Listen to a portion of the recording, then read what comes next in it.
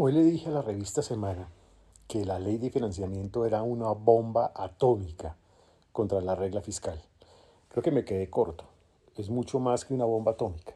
Es como si fueran cientos de bombas atómicas contra la regla fiscal. Y eso porque es grave para un país.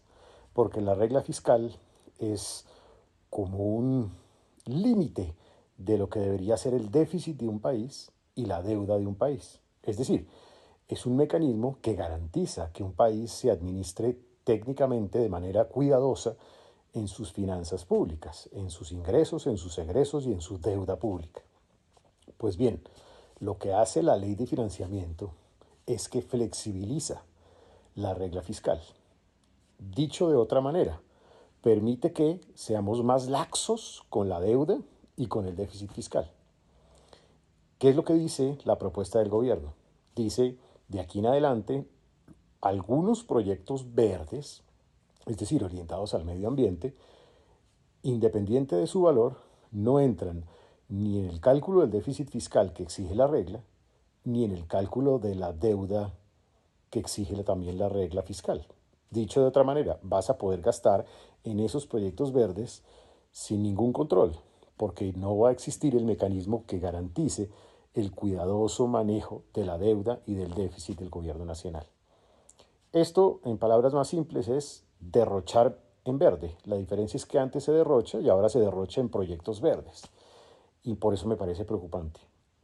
¿Y qué efectos puede tener esto? Y ese es el efecto desafortunado, que ya las calificadoras de riesgo están preocupadas y con razón. Por eso, de hecho, incluso anticipándose a lo que venía con la ley de financiamiento, porque esto ya se había dicho en el pasado, se había insinuado, redujeron la perspectiva de estable a negativa dos de ellas, que es como cuando uno está en un partido de fútbol y le ponen tarjeta amarilla.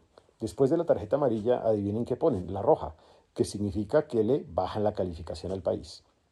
Y si le bajan la calificación al país, sube la prima de riesgo de Colombia, se elevan los costos de ir a conseguir deuda pública o privada, o sea, le afecta al sector productivo, y además de eso también se podría elevar la tasa de cambio, con todas las implicaciones que eso tiene en inflación, en el costo de los importados, entre otros temas.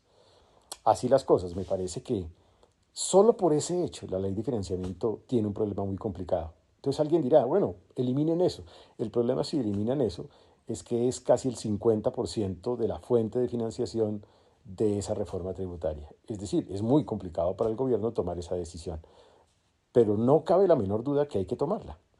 Por eso mi recomendación es no hacer ningún trámite, ninguna aprobación de esa ley de financiamiento de reforma tributaria. Exigirle al gobierno menos derroche, más austeridad en el gasto público y que el Congreso de la República, de manera responsable, hunda la ley de financiamiento o reforma tributaria. No hacerlo, repito, es enviarle una cantidad de más de 1000 bombas atómicas a la regla fiscal, pero de paso enviarle una bomba atómica al crecimiento de la economía, a la confianza de la economía, a la certidumbre de la economía y en general a las cifras macroeconómicas del país.